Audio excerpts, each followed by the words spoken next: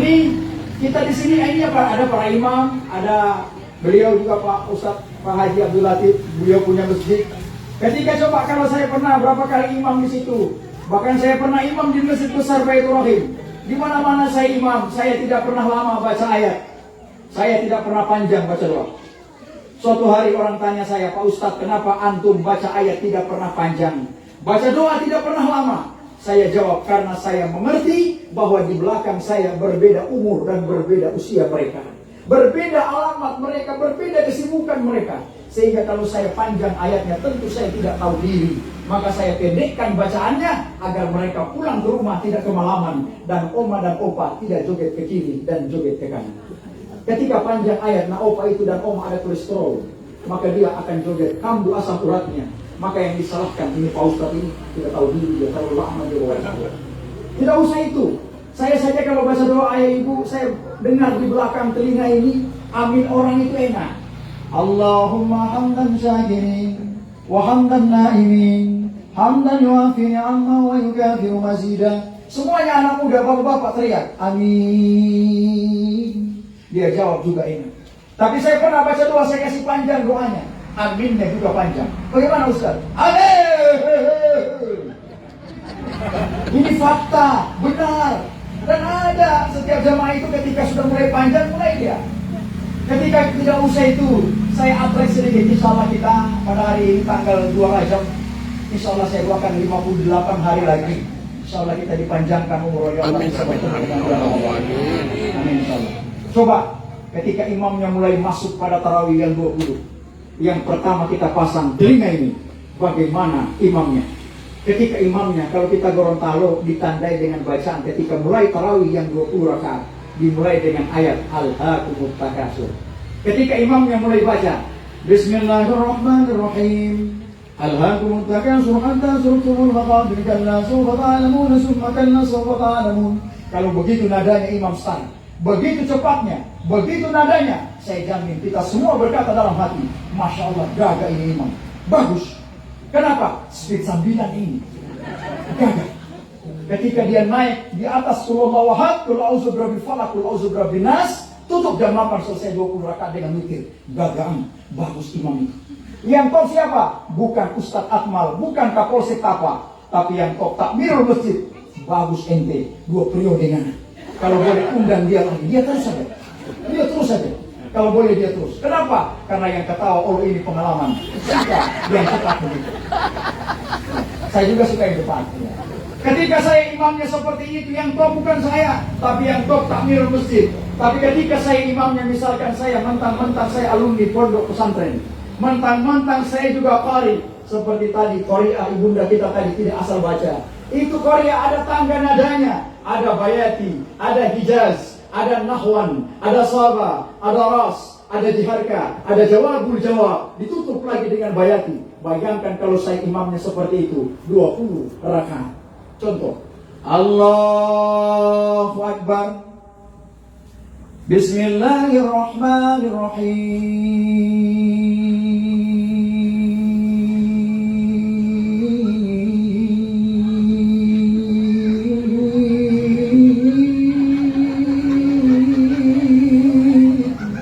Bayangkan, baru bismillahnya. Kalau saya baru mulai sudah seperti itu bismillahnya, saya jamin kita semua ini berkata, termasuk babin saya Pak Imam Pak Firman ada, babin Homobotu, termasuk kita semua yang ada pada hari ini pasti berkata, Masya Allah Pak Ustadz Akmal gagah nadanya, madelo nada ringtone Pak. Tapi kalau maaf Pak baru bismillah Pak ini sesuatu jahat.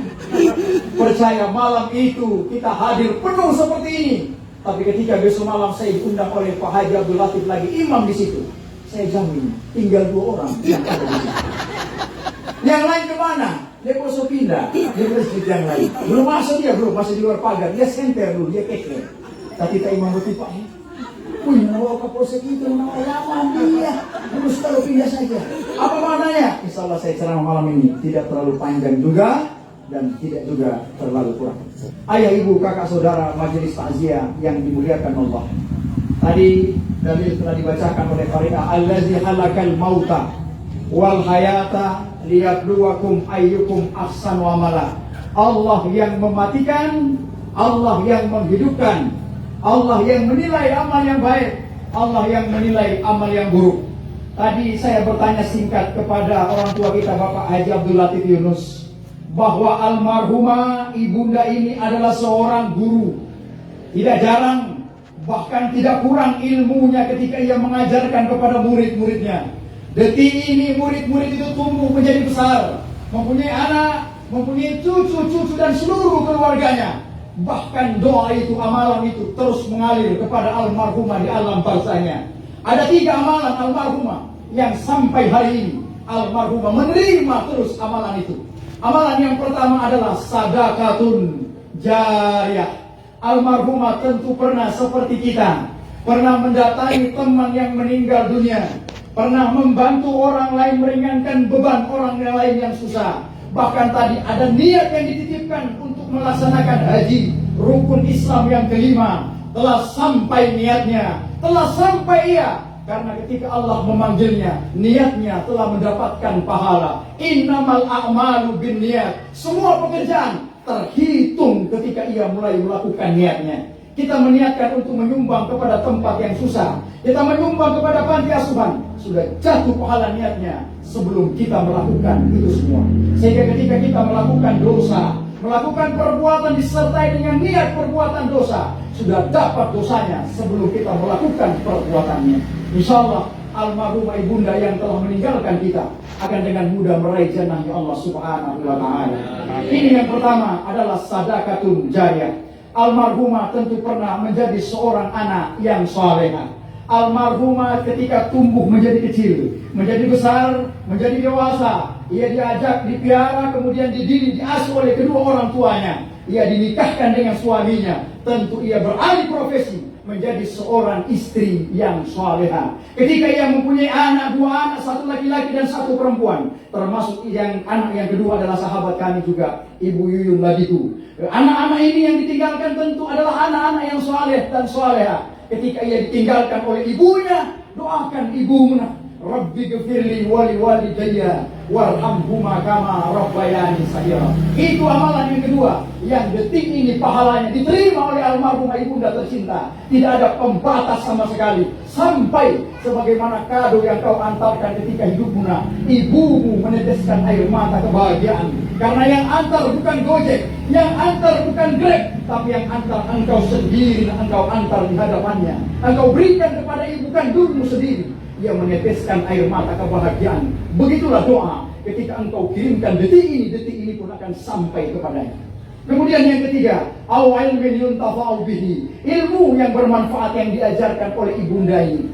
Almarhumah sebagai seorang guru, jangan begitu nanti kau celaka. Jangan begitu teman, nanti kau bahaya. Jangan begitu sahabat, tetanggaku, nanti kau tersisa dalam hidupmu. Itu kita amalkan detik ini. Almarhumah menerima semuanya, amalan-amalan yang telah ia lakukan semasa hidupnya. Ketika ia meninggal, terputus kecuali 3 itu saja. Yang lain tidak sampai lagi. Tapi kita yang tersisa saat ini, amalan kita untuk mendoakan tidak akan pernah terputus dan tidak akan pernah ada batasan-batasannya.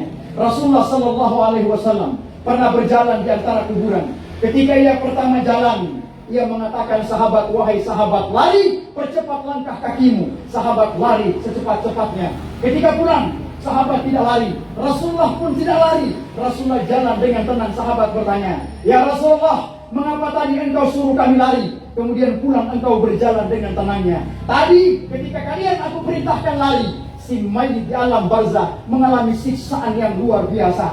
Ketika pulang kalian jalan dengan tenang bersamaku, si mayit, tetangganya, keluarganya, anaknya, sahabat-sahabatnya telah mendoakan si mayit di alam barzah. Insyaallah sebentar nanti di akhir saya akan tutup dengan doa bersama-sama. Kita aminkan secara bersama-sama. Mengapa harus diaminkan bersama-sama? Karena tidak ada yang tahu dari lidah dan lisan siapa di antara kita semua ini yang diijabah oleh Allah Subhanahu wa Ta'ala. Tadi saya mendengar sedikit, ada penyelenggara adalah keluarga Ladiku dan yang satu lagi. Dan kita semua tentu majelis ini adalah datang di tempat ini adalah makna daripada takziah. Takziah itu ada 2 makna di dalamnya. Makna takziah yang pertama adalah kita peduli teman kita susah. Kita peduli teman kita kehilangan. Kemudian makna takziah yang kedua adalah penghiburan. Kita menghibur kepada keluarga yang berduka.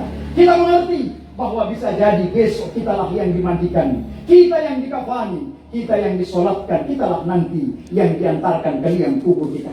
Saya tadi memutar kendaraan hampir di pertigaan masuk polsek. Saya melihat ada ibu-ibu pakai jilbab berwarna putih, tua, berjalan dari terminal sampai ke dalam rumah duka ini. Setelah saya parkir, saya menyapa Bapak Haji Abdul Latif di depan ini. Saya parkir di situ, saya melihat ada bapak-bapak dengan anak-anaknya naik bentor masuk ke dalam rumah duka ini.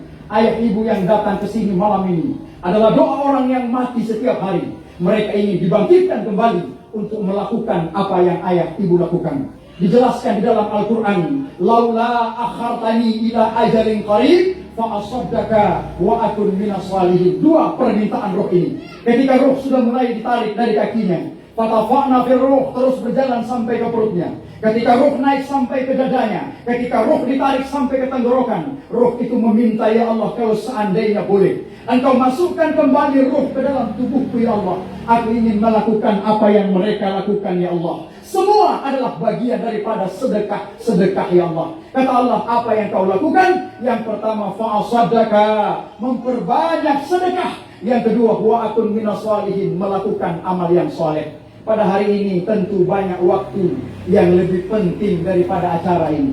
Tapi ayah, ibu, kakak, saudara saya semua lebih mementingkan datang untuk menghibur dan mendoakan keluarga yang berduka. Sedekah waktu. Yang kedua, sedekah langkah kaki, putaran roda mengalir pahala di dalamnya.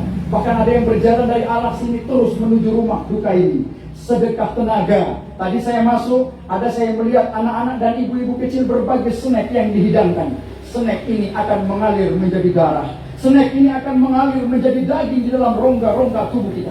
Mengalir pahala sedekahnya kepada almarhumah dan keluarganya. Amin, amin, ya rabbal alamin. Insyaallah ayah ibu yang datang pada malam ini semua, Allah akan gantikan dengan umur yang panjang. Amin. Allah akan gantikan ayah ibu dengan kesehatan. Amin.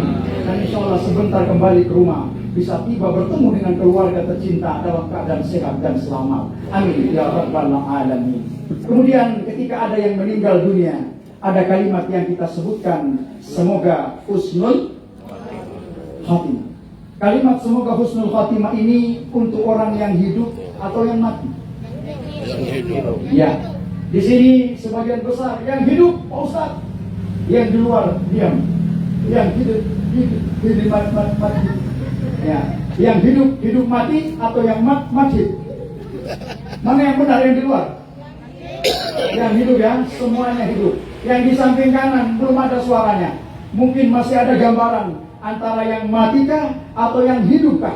Saya sedikit menyampaikan contoh dan gambaran. Sekarang saya berdiri di depan pintu rumah ini dalam keadaan hidup. Ketika saya mau pulang sebentar ke rumah saya pamit dengan orang tua saya, ayah, ibu, kakak, saudara saya semua. Saya mau pamit, ayah, ibu, mau pulang ke rumah saya. Apa kata ayah, ibu?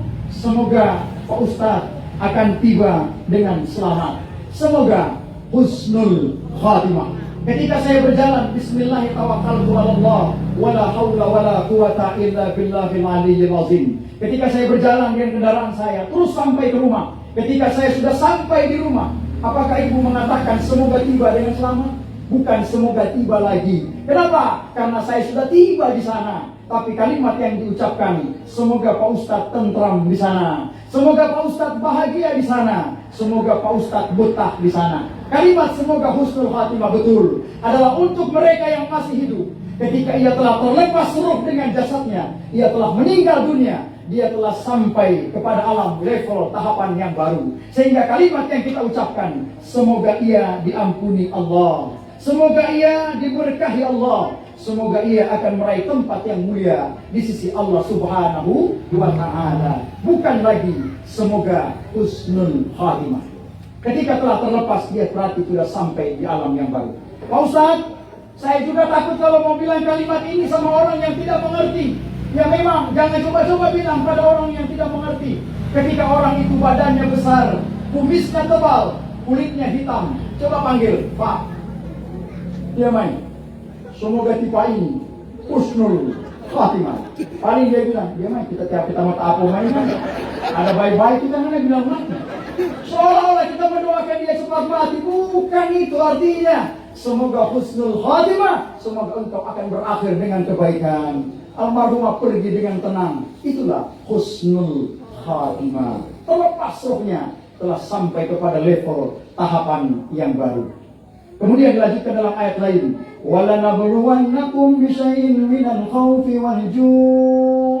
Sungguh benar kata Allah, aku akan menguji hamba-Ku dengan sesuatu minal khaufi wal ju'i, ketakutan dan kelaparan. Sekarang saya tanya ayah ibu semua, kalau lewat di kuburan takut? Tidak takut Mama? Tidak. Tidak takut Mama? Tidak. Tidak takut kalau pagi Pak Ustaz, kalau malam kemeter. Ya. Pagi berani, malam berani Mama? Luar biasa. Berani Pak Ustaz, ya. Kalau Oma di sini semua saya lihat rata-rata berani melintasi kuburan. Jangan lupa kalau kita lewat di kuburan, jangan asal lewat saja, tapi ada salam bagi mereka. Jangan kita lihat batu nisan, kita bikin salam model orang hidup. Kita lihat batu nisan, kita jalan. Assalamualaikum. Waalaikum. Siapa? Bukan. Bagaimana salamnya? Kita di Gorontalo ini, ayah ibu, coba lihat. Biasanya itu di samping rumah ada makam, ada kuburan orang-orang tersayang. Betul? Saya ceramah di Loteria, Tilango sebelahnya. Setelah saya ceramah begini, saya lihat ada makam di samping rumah itu. Kecil. Setelah saya tanya, Pak, ini makamnya siapa? Ini makam anak saya, Pak Ustaz. Al-Fatihah khususan ila arwahi abdikal fakir fulan bin fulan Al-Fatihah. Setelah saya baca Al-Fatihah, ada yang datang sama saya bertanya, Pak Ustaz, kalau baca Al-Fatihah ini kira-kira sampai tidak di alam barzakh? Saya panggil bapak itu, Pak, sini. Kalau bapak tidak yakin, coba tipa ini mati dulu hari ini. Mati. Nanti tipa sudah mati hari ini, saya senter dari sini. Al-Fatihah. Kalau bapak rasa tidak sampai di sana, besok bapak boleh bangkit naik bentor datang pulang sama saya. Ya. Udu'uni astajib lakum, minta kepada aku akan jawab doamu, dan berdoalah kepada aku kabulkan doamu. Itu firman Allah jelas. Allah tidak ada keraguan-raguan di dalamnya. Allah tidak pernah lalai sebagaimana lalainya manusia. Allah tidak pernah lupa sebagaimana lupanya manusia. Ketika kita lewat di kuburan, jangan lupa ada 3 salam yang perlu kita sampaikan. Di sini saya melihat oma-oma di sebelah kanan di luar pagar ini, hampir semua mengatakan, saya berani Pak Ustaz. Oke. Tengah malam sebentar, di tengah hutan, gelap gulita, tidak ada lampu. Ketika lewat di kuburan, hadapkan muka di oma dengan kuburan. Turun. Oh, ini kuburan, saya berani Pak Ustaz. Ya. Assalamualaikum ya ahlal kubur. 1. Maju lagi. Jangan terlalu pelan, cepat-cepat sedikit. Wa antum sabiqur. 2. Maju lagi, cepat, jangan lama-lama. Terus. Yang ketiga, wa inna insyaallahu bikum lahiqun. Setelah 3 salam Oma yang di sini sampaikan, langsung Oma cepat ambil posisi hadap kanan. Persiapan tatap lurus ke depan. Persiapan tumede. Lari saja, lari cepat. Tidak usah ditunggu. Pak Ustaz, sini. Bukannya salam itu wajib dia balas ya? Kalau memang dia mau balas, tidak usah saya tunggu Oma. Tidak Oma saja yang tunggu sendiri. Bayangkan kalau dia balas juga di tengah malam, gelap gulita, di tengah hutan. Waalaikumsalam warahmatullahi wabarakatuh.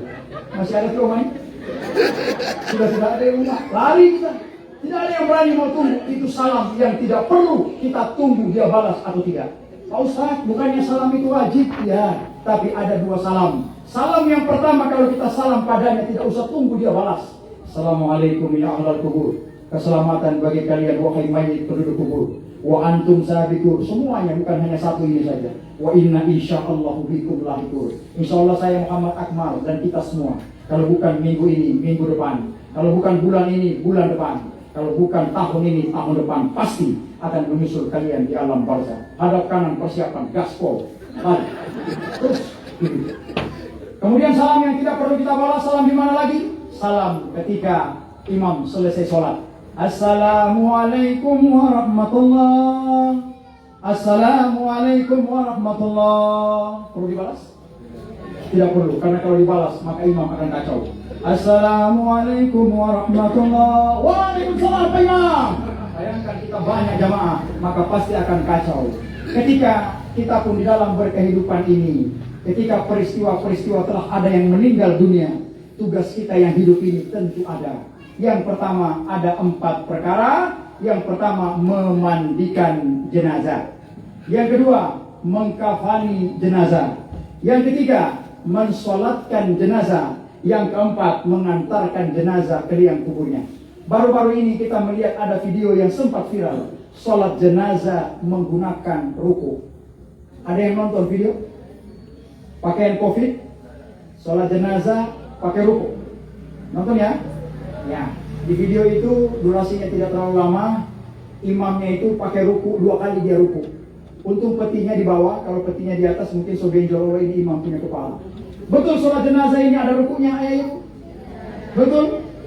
Tidak ada. Semua kita di sini, masya Allah, mengatakan sholat jenazah tidak pakai ruku. Semua kita di sini mengatakan sholat jenazah tidak ada rukunya. Berarti kita sering mensolatkan jenazah. Berarti kita sering mendatangi orang yang meninggal dunia. Inilah yang dianjurkan. Ketika ada yang meninggal, datangi. Ketika ada yang wafat, sholati. Agar kalian tahu bagaimana sholat jenazah yang sebenarnya. Sehingga mereka yang tidak pernah datang, tidak pernah melihat sholat jenazah, bisa jadi pada video itu sholat jenazah menggunakan ruku. Bagaimana sholat jenazah sebenarnya, Pak Ustaz? Sholat jenazah hanya menggunakan 2 gerakan saja. Gerakan yang pertama, takbir secara berdiri sebanyak 4 kali. Tidak pakai ruku dan tidak pakai sujud. Gerakan yang kedua, salam secara berdiri. Assalamualaikum warahmatullahi. Assalamualaikum warahmatullahi. Selesai. Pak Ustaz, rumah saya jauh. Ketika saya lewat di pertigaan jalan, saya melihat ada orang banyak mensolatkan jenazah. Ada kain kafan, ada imam. Saya tidak tahu bagaimana membedakan mana jenazah laki-laki, mana jenazah perempuan. Bagaimana caranya untuk membedakan? Cukup kita melihat di mana posisi imam berdiri. Diriwayatkan oleh Anas bin Malik bahwa Rasulullah SAW ketika ia sholat jenazah, imam berdiri sejajar dengan kepalanya jenazah laki-laki. Tidak terjadi perbedaan ikhtilaf di antara pendapat para ulama. Sepakat kalau jenazahnya laki-laki, maka imam akan menghadapkan kepala dengan kepalanya jenazah laki-laki. Oh, terbungkus kain kafan, imam sejajar kepala, berarti jenazah itu adalah jenazah laki-laki. Maka kita doakan Allahumma ghafir lahu warhamhu wa'afihi wa'afu anhu. Pak Ustaz, itu jenazahnya laki-laki, Pak Ustaz. Kalau jenazahnya perempuan, Pak Ustaz, maka imam akan sorong ke tengah. Dia akan berdiri sejajar dengan perutnya. Imam akan berdiri di tengah sejajar dengan pusatnya. Imam akan berdiri di tengah sejajar dengan pusarnya. Imam di tengah, berarti yang terbungkus kain kafan adalah seorang wanita. Maka kita doakan Allahumma ghafir laha warhamha wa'afiha wa'afani. Ustaz, laki-laki sudah, perempuan sudah. Kalau banci, Pak Ustaz. Kalau yang dia sudah operasi, Pak Ustaz. Imam berdiri di mana? Imam akan berdiri mensolatkan jenazahnya sesuai dengan pertama kali Allah lahirkan dia ke bumi sebagai apa? Allah lahirkan dia sebagai laki-laki. Di dunia dia operasi menjadi seorang wanita. Yang merubah adalah dia, bukan Allah. Maka kita solati dia sebagai seorang laki-laki. Ketika dia lahir sebagai seorang wanita, dia operasi menjadi seorang laki-laki. Kita solati dia sebagai seorang wanita. Karena yang merubah adalah dia, bukan Allah. Kita solati sebagaimana proses pertama kali Allah lahirkan dia sebagai mana mestinya. Paham ya? Alhamdulillah. Ketika dia lahir, Pak Ustaz, laki-laki sudah, perempuan sudah, yang operasi sudah. Kalau dia lahir langsung dengan 2 kelamin, Pak Ustaz, ada itu lahir dengan 2 kelamin, atas beda, bawah beda. Bagaimana? Bisa kita sholati dia sebagai laki-laki dan bisa kita sholati dia sebagai perempuan. Terus kategori sholat jenazah masuk kategori apa, Pak Ustaz? Masuk kategori fardu kifayah. Siapa yang sudah melaksanakan, cukup mereka orang-orang terbaik. Kita bantu mendoakan, tapi alangkah baiknya kita datang mensolati jenazah itu agar kita tahu bagaimana sholat jenazah. Mana lagi fardu kifayah yang lain? Allahu Akbar, Allahu Akbar. Azan itu fardu kifayah. Siapa yang sudah azan, cukup dia aja mewakili untuk azan waktu. Tidak usah semua datang. Allahu Akbar, Allahu Akbar. Masuk lagi. Allahu Akbar, Allahu Akbar. Masuk lagi. Allahu Akbar, Allahu Akbar. Kalau semua jamaah datang semuanya azan, maka bukan azan waktu lagi namanya, tapi pertandingan, perlombaan azan. Maka perlu ada dewan-juri yang menjadi tim penilaian. Ketika kita pun meninggal dunia, kita masuk ke alam barzakh, semuanya pulang. semua anak, istri, saudara, keluarga, harta, cucu, semuanya pulang. Kita didatangi oleh dua sosok, matanya yang merah kebiru-biruan, namanya malaikat Munkar dan Nakir. Mengapa dia datang? Adakah dia datang mau panggil sebentar-sebentar ibu yang suka selfie? Adakah dia datang tidak mau bertanya lagi tentang hal-hal apa-apa saja? Ataukah dia mau minta kita untuk minta sesuatu? Dia bertanya kepada kita dengan 6 pertanyaan. Pertanyaan yang pertama, Man Rabbuka? Siapakah Tuhanmu, wahai mayit? Yang kedua, Man Nabiyuka? Siapakah nabimu? Yang ketiga, Man Imamuka? Apakah imam penuntunmu? Yang keempat, Man Kiblatuka? Apakah kiblatmu? Yang kelima, Madinuka? Apakah agamamu? Yang keenam, Man Ikhwanuka? Siapakah saudara-saudaramu? Mari kita jawab satu persatu pertanyaan ini. Yang pertama, Man Rabbuka? Siapakah Tuhanmu? Almarhumah tentu dengan mudah menjawab pertanyaan ini. Di antara hidupnya ia melakukan sholat 5 waktunya. Dia mengalami sakit, tidak mampu sholat berdiri, dia sholat duduk. Tidak mampu sholat duduk, ia berbaring.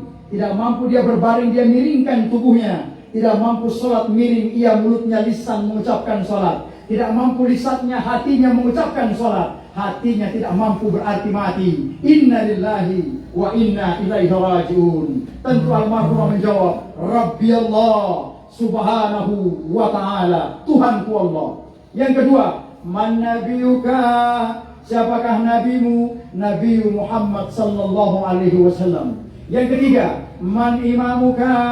Apakah imam penuntunmu? Imamul Quran. Yang bisa menjawab pertanyaan ini, Imamul Quran adalah mereka yang membacakan Al-Quran. Ketika mereka tahu membaca, mereka tidak membaca. Bahkan Al-Quran hanya jadi pajangan saja, hanya jadi tontonan saja, tidak dibaca. Maka mohon maaf, Al-Quran tidak akan bisa menolong kalian. Pak Ustaz, saya ini ada suami saya mau beli ayat kursi. Ayat kursi yang bagaimana? Besar. Untuk apa? Mau tempel di dinding, Pak Ustaz. Supaya kenapa? Supaya kalau setan masuk main, dia mau dapat lihat ini ayat di dinding, mau lempar orang setan itu biasa. Karena tabakan dia dapat lihat ini ayat. Dari mana ini? Tidak ada dasarnya. Pak Ustaz, saya beli Al-Quran yang tebal. Untuk apa? Mau taruh di talinya di anak saya sebelah kanan, besok malam saya kasih pindah lagi gitu. Habis di kanan, di kiri kanan, kepala atas. Supaya kenapa? Supaya kalau jin diterbang di atas mata di adik bayi, dia punya mata tidak naik, mata tinggi ke atas. Apa maknanya? Tidak ada. Qiraatul Quran. Al-Quran itu dibaca. Jangan cuma jadi pajangan saja, jangan cuma jadi tontonan. Dibaca Al-Quran itu akan meneduhkan dirimu, akan menyejukkan dirimu, anak dan keluarga besarmu. Al-Quran engkau baca akan menjauhkan engkau dari godaan syaitan yang terkutuk. Man kiblatuka? Kiblatul Ka'bah. Madinuka? Ad-dinul Islam. Man ikhwanuka? Ikhwanul muslimin. Ketika kita berhasil menjawab 6 pertanyaan ini, maka malaikat Munkar dan Nakir berkata, Ya mayyit, naumatal arus. Tidurlah kamu sebagaimana tidurnya pengantin. Kemudian dijelaskan dalam ayat lain tadi sambungannya, minal khaufi, ketakutan sudah. Yang kedua, wal ju'i, rasa lapar. Ayah ibu sudah lapar? Sudah lapar? Belum? Ya, dimakan dulu cookies yang di pangkuan ini. Karena saya lihat dari tadi belum dibuka. Makan dulu. Ya. Ketika rasa lapar, wal ju'i, Allah uji kita. Sekarang kita makan malam, sebentar pulang makan malam. Besok pagi tidak usah makan pagi, tidak usah makan siang, tidak usah makan sore. Saya jamin besok malam kita makan di piring penuh meja. Kita 2 kali tambah, bahkan 3 kali. Tapi coba kalau rasa lapar yang Allah datangkan pada bulan Ramadan, habis tarawih kita lapar, setelah kita lapar makan malam, mau niat makan sahur kita kesiangan. Pernah kesiangan ayah ibu? Pernah? Ada? Tidak makan sahur, pagi tidak makan, terus kami Allah sanggup. Siang tidak makan sahur sanggup kami Allah. Sore tidak makan sahur, sanggup kami Allah. Begitu menjelang berbuka, penuh meja dihidangkan oleh suami istri tercinta. Begitu kita berbuka, ada langsung makan 3 piring? Ada? Tidak ada. Cukup 1 gelas saja dengan 1 kopo lulu atau ila bulu. Kita makan, Masya Allah, kenyangnya luar biasa. Tapi kalau ada dia berbuka langsung dia gas Allah 3 piring. Berarti bahwa memang di Bogolojo Allah, ayah ibu, kakak saudara, majelis takziah yang dimuliakan Allah. Ada perpisahan hidup, ada perpisahan kematian. Ketika suami istri berpisah dengan hidup, satu hidup, istri juga hidup. Perpisahan kematian, satu yang meninggal lebih dulu, satu yang hidup. Tadi sore saya mengisi takziah, istrinya meninggal lebih dulu, suaminya hidup. Di sini saya melihat di luar ibu-ibu banyak. Di dalam ini saya melihat bapak-bapak juga banyak. Insya Allah di sini ada sepasang suami istri. Saya ceramah di kabupaten, setelah saya pulang saya melihat oma dan opa bergandengan tangan saling pegangan erat, takut saling menjaga sebelum Allah yang memisahkan kita. Pak Ustaz, suami saya tidak ada di sini Pak Ustaz, jadi tidak sempat mendengar ceramahnya Pak Ustaz. Kalau suaminya sebentar ada di rumah, sebentar ibu pulang, panggil suaminya. Pak! Gimana? Panggil dia. Kenapa mama ini? Setelah dengar ceramahnya Ustaz Akmal kok jadi marah-marah? Bukan marah-marah Pak, tapi kata Pak Ustaz ada perpisahan hidup, ada perpisahan kematian. Sebelum tipe apa yang dipisahkan atau timama lebih dulu. Jangan pudar kasih sayangmu kepada istri dan suamimu. Jaga pujian kepada suamimu, jaga pujian kepada istrimu, jaga keharmonisan kalian sebelum Allah yang memisahkan salah satu di antara kalian. Sebentar pulang ibu, tagih sama suaminya. Pak, gimana? Totono pujianmu yang dulu, yang kau katakan mama ini cantik tidak ada duanya. Mana? Sekarang gigi mama sudah permisi satu persatu. Kulit sudah keriput. Karena tua semua ini puji hanya waktu muda saja. Masih muda mau makan saja, apa katanya sama istrinya? Mama, mari makan sayang. Semuanya serba sayang. Mari duduk di mama sayang. Di papa mau suap sayang. Kendati tak gepe kaki di tua gara-gara tua muda. Apa kata tua? Tidak apa-apa Allah sayang. Karena cintanya terhadap istri mudanya. Tapi sekarang pujian itu sirna tidak ada. Sebentar oma-oma pulang tagih sama tua. Pak, mana pujianmu yang dulu? Yang kau katakan mama cantik jelita. Apa kata suaminya di rumah? Mama, sekarang engkau sudah berbeda. Berbeda kenapa? Dulu pipimu mama bagaikan biapong panggang. Dulu pipi mama madelo biapong utuh. Sekarang pipi mama madelo biapong pupus. Tapi jangan oma ini pegang pipi oma. Bukan oma di sini. Tapi kalau cuma sudah rasa-rasa kita tuh. Bukan. Ketika sebentar pulang ke rumah, panggil lagi suaminya, Pak. Mana pujianmu yang dulu yang kau katakan mama cantik kalau bergaya tidak ada tandingannya? Mana? Apa jawab suaminya lagi? Mama, sekarang poli engkau sudah berbeda. Berbeda kenapa? Alis matamu mama dulu kau ukir bagaikan semut berbaris yang pendek saja. Sekarang nanawa kau ukir alis matamu madelo gunung tilong kabila. Tapi jangan ibu-ibu di sini berbahagia mana alis mata ini. Bukan di sini, jangan. Ini contoh saja.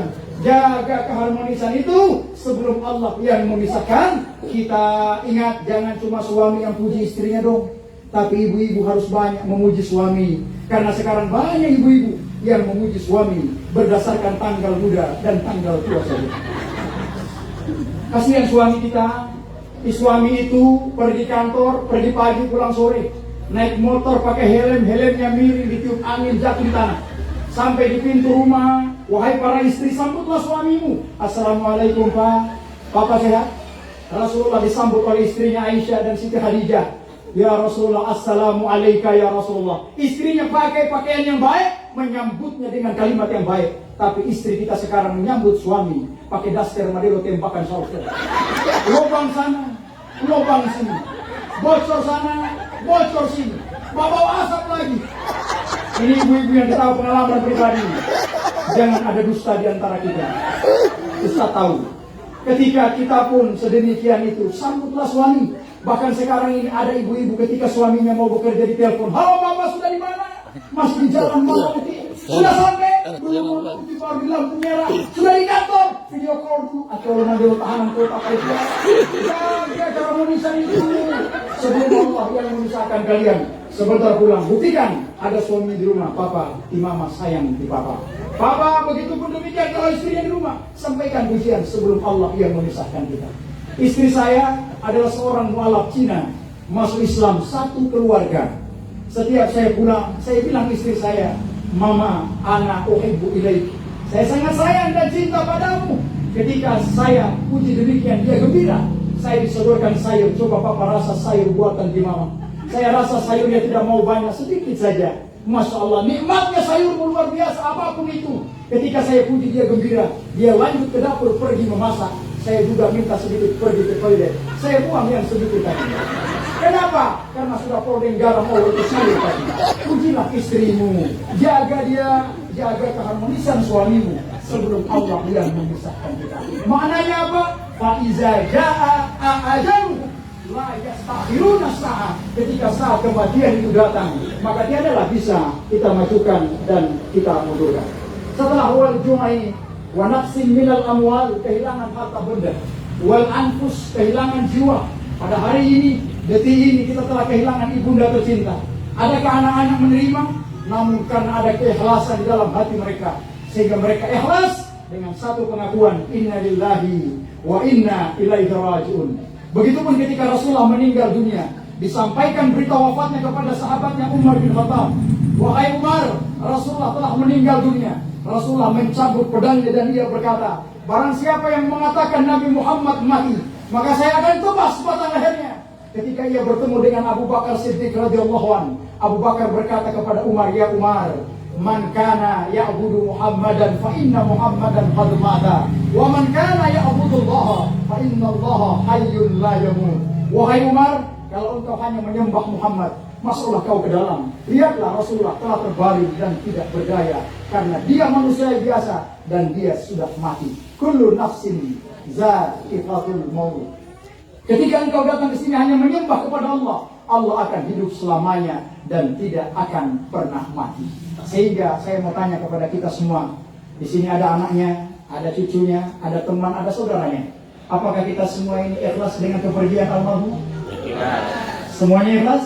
Ikhlas. Alhamdulillah. Insya Allah almarhumah akan dengan mudah meraih muka, terbuka semua ruang-ruang almarhumah. Insya Allah akan dengan mudah menjawab pertanyaan malaikat munkar dan nakir. Dan insya Allah kuburan akan diterangi oleh Allah Jalla Jalaluhu. Ketika kita diuji tadi wal anfusi was samara, kehilangan buah-buahan jiwa, kehilangan harta benda, wa basyiril sabirin, kita menyampaikan berita gembira kepada orang-orang yang sabar. Detik ini anak cucunya keluarga besar berduka, itulah orang-orang yang sabar. Allazina iza asabatuhum musibah, dan apabila kita tertimpa musibah, qalu inna lillahi wa inna ilaihi raji'un. Makanya ketika kita hidup ini ada doa yang diajarkan. Doa itu untuk apa? Minta keringanan pada saat proses sakaratul maut. Karena Rasulullah sendiri mengatakan ketika napasnya ditarik sampai di dadanya, Rasulullah mengucapkan inna lillahi sakarat, bahwa peristiwa kematian ada yang disebutkan masa tahapan sakaratul maut. Sakitnya seperti 300 kali bacokan pisau yang tajam. Sakit pedih luar biasa. Kalau mau coba boleh, sebentar pulang ambil satu anak mancing, atau tusukkan pada kulitmu tarik, terlepas antara kulit yang kering dan kulit yang basah, maka pedisnya sangat luar biasa. Sehingga kita doa itu, Allahumma taubatan qabla al-maut, minta taubat sebelum mati, wa rahmatan 'indal maut, minta rahmat sebelum mati, wa maghfiratan ba'dal maut, minta ampunan sebelum mati. Allahumma hawwin 'alaina fi sakaratil maut, hawwin 'alaina fi sakaratil maut. Ketika kita kematian, minta keringanan ya Allah pada saat proses sakaratul maut. Makanya baca doa itu jangan terlalu cepat, pelan saja. Karena pernah saya dengar ada yang baca di samping kanan saya, yang dapat dengar cuma dua, maut, un, maut, maut, un.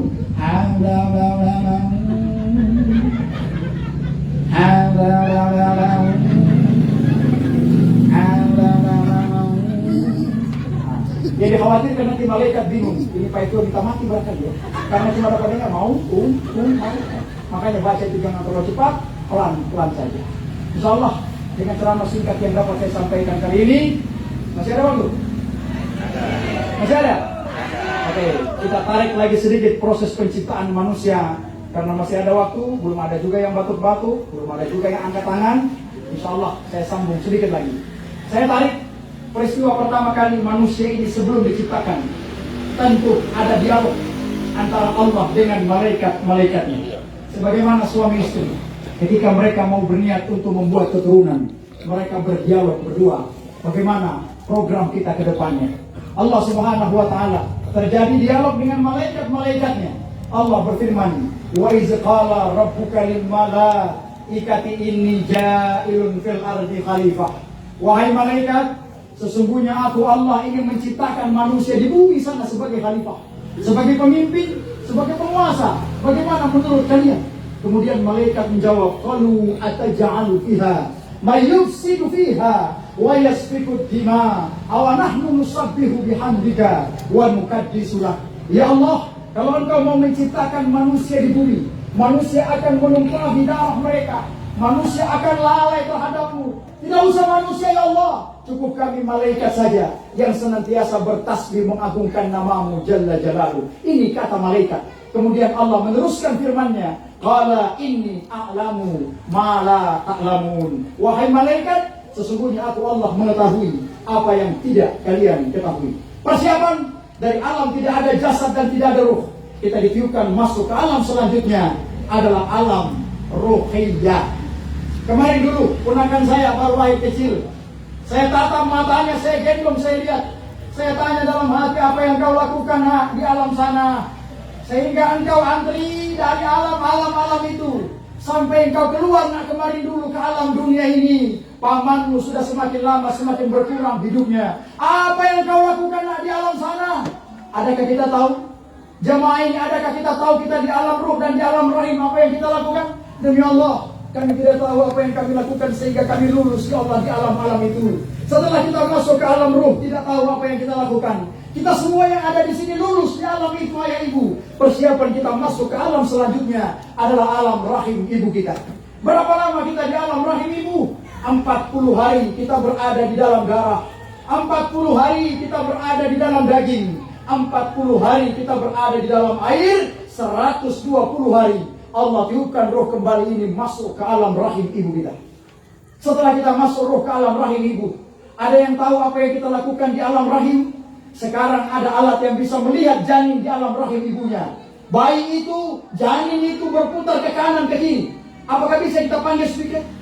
Bapak itu dulu di dalam. Ada bapak ini? Bisa. Bisa kita tanyakan apa yang dia lakukan, bacaan-bacaan apa, kalimat apa yang dia bacakan. Tidak ada yang tahu ya Allah. Saya penasaran. Saya panggil ibu saya tanyakan, Ma, anakmu Akmal ini berapa lama di alam rahimmu? Ibu saya menjawab, engkau nak Akmal hanya berumur 6 bulan 3 hari. Saya dilahirkan di Pabean, Kelurahan Tenda di waktu subuh dengan usia 6 bulan 3 hari. Saya lahir dengan pembungkus badan saya yang masih utuh, sehingga pembungkus badan saya detik ini dibawa oleh paman saya.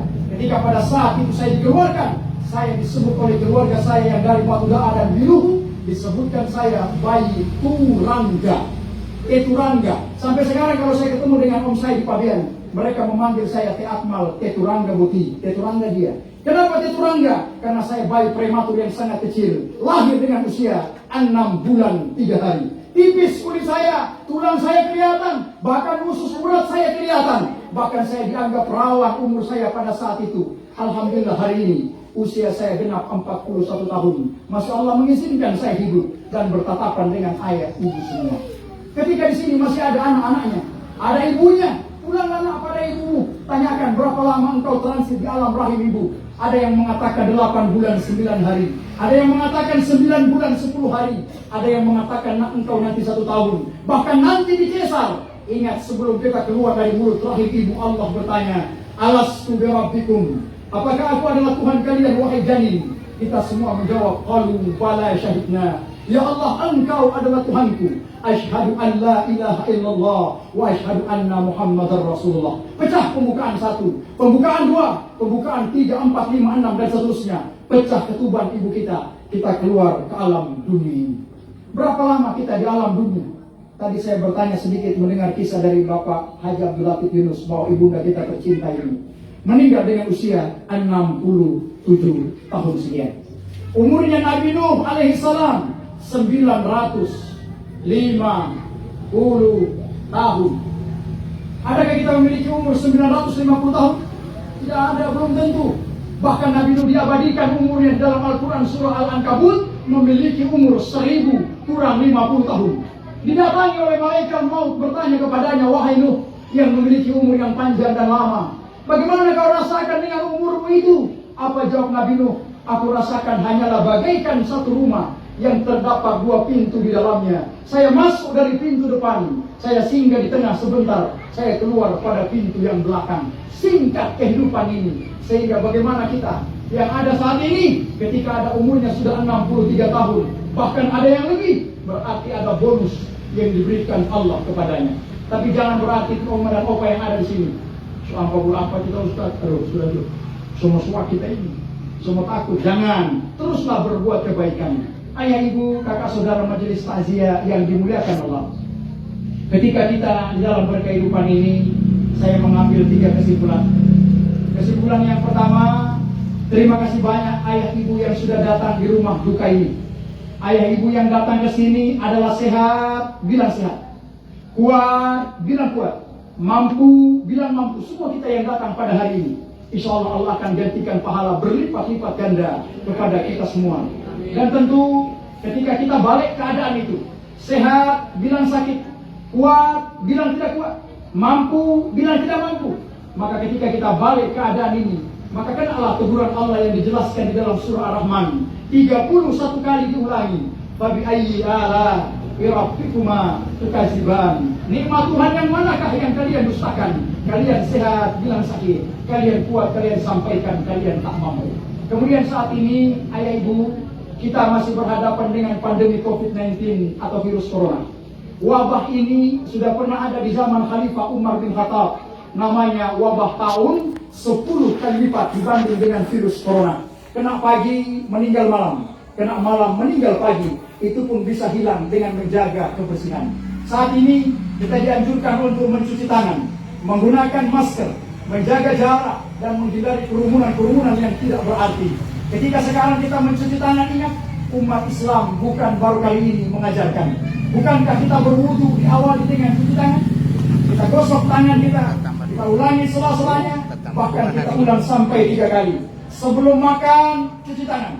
Sesudah makan, cuci tangan. Bahkan mau sholat, bukan cuma bersih di dalam, tapi bersih di luar. Saya pakai baju hitam polos, tidak ada tulisan. Orang tua kita di sini pakai baju kotak-kotak polos, tidak ada tulisan. Orang tua kita putih-putih, tidak ada tulisan. Bersih, maknanya apa? Ketika kita sholat berhadapan, kita tutup mata. Inna sholati wa nusuki wa mahyaya. Kita buka mata karena polos di belakangnya. Kita baca wa mamati lillahi rabbil alamin. Bayangkan kalau di belakang bajunya tertulis James Bond Rambo 3. Maka kita niat tutup mata, inna sholati wa nusuki. Kita buka mata, pasti bayang-bayang akan terbaca wa James Bond Rambo 3. Bayangkan Islam sampai sedemikian mengajarkan kita untuk kebersihan, menjaga dari pandangan dan lain-lain sebagainya. Kemudian menggunakan masker. Gadis muslimah yang menggunakan cadar menutup hidung dan mulutnya. Cara Islam telah mengajarkan tentang kebersihan. Jadi apa yang harus kita jaga? Jaga iman, jaga imun, biar aman untuk selama-lamanya. Kemudian kesimpulan yang terakhir, kita ini ada berbagai macam perbedaan-perbedaan. Ada yang perbedaan suku, budaya, bahasa, bahkan agama. Bahkan di antara umat Islam itu ada perbedaan mazhab. Ada yang mazhabnya Imam Syafi'i, ada yang mazhabnya Imam Maliki, ada yang mazhabnya Imam Hanafi, Imam Hambali. Imam Syafi'i, Allahu Akbar. Bismillahirrahmanirrahim. Bismillahnya keras. Kalau subuh dia kunut, Allahumma hdina fi man hadait. Imam Maliki takbirnya Allahu Akbar. Lurus, tidak bersedekap. Di Mekah banyak tidak pakai bismillah. Alhamdulillahirabbil alamin. Tidak pakai bismillah. Qul huwallahu ahad. Imam Hanafi, Imam Hambali, bismillahnya sir saja. Alhamdulillahi Rabbil Alamin. Qul Allahu ahad. Kalau subuh tidak kunut. Apa maksudnya perbedaan ini? Janganlah menjadi permasalahan yang harus kita perdebatkan. Namun bagaimana cara kita untuk meraih keridhaan Allah Subhanahu wa taala? Ada yang datang pada saya bertanya, Pak Ustaz, saya kalau tarawih itu 8 tambah witir jadi 11. Saya kalau tarawih itu 20, kalau witir itu 23. Mana yang benar Pak Ustaz? Saya jawab, dua-duanya benar. Bahkan sholat tarawih Nabi dikatakan oleh istrinya Aisyah, jumlah sholat tarawih Nabi saya tidak bisa hitung jumlahnya. 100, 200, 300, 400. Bahkan Rasulullah sholat sampai bengkak kakinya. Itu Rasulullah bengkak kaki karena sholat. Tapi kita bengkak kaki bukan karena sholat, tapi kolesterol asam urat yang sudah turun sampai di kaki. Bahkan ada yang tanya saya lagi, Pak Ustaz, saya kalau mau sujud itu tangan duluan. Bagaimana? Sami Allahu liman hamidah, Allahu Akbar. Tangan saya duluan. Pak Ustaz, saya kalau mau sujud bukan tangan saya duluan Pak Ustaz. Lalu apa? Lutut Pak Ustaz. Sami Allahu liman hamidah, Allahu Akbar. Lutut duluan. Mana yang benar Pak Ustaz? Tangan duluan atau lutut? Saya jawab, dua-duanya benar. Kalau dia tangan duluan, berarti itu sudah panggola, tioma, dan opa. Sami Allahu liman hamidah. Dia keke dulu. Allahu Akbar. Allah. Tangan dulu, baru lutut. Betul Om? Betul. Iya, Ustaz tahu. Tangan dulu, baru lututnya pelan. Kenapa? Sudah banyak keram, kolesterol, asam urat di situ, jadi dia turunnya pelan. Kalau anak muda, bukan tangan duluan, tapi lutut. Sami Allahu liman hamidah, Allahu Akbar. Lututnya duluan, tangan baru kepala. Saya jawab, silakan. Dua-duanya benar. Mau tangan duluan boleh, mau lutut duluan boleh. Asal jangan ente ke kepala yang duluan. Berarti pasal itu bapak kaulan. Ayah ibu, masih muslimin jamaah jenis takziah yang dimuliakan Allah. Ketika semua kesimpulan telah kami ambil, kami tutup dengan terakhir dengan doa. Mari angkat tangan kita bersama. Aminkan. Sekecil apa doa yang saya panjatkan. Mengapa saya minta amin? Karena bisa jadi bukan yang keluar dari lisan saya, tapi bisa jadi dari lisan seorang anak kecil yang ada di depan saya, lurus arah saya saat ini. Bisa jadi ibunda kita, ada tokoh-tokoh kita yang ada di sini. Bisa jadi amin dari mereka yang diaminkan oleh Allah Subhanahu wa taala. Bismillahirrahmanirrahim. Ila hadratin Nabi Mustafa sallallahu alaihi wasallam. Al-Fatihah. Al-Fatihah.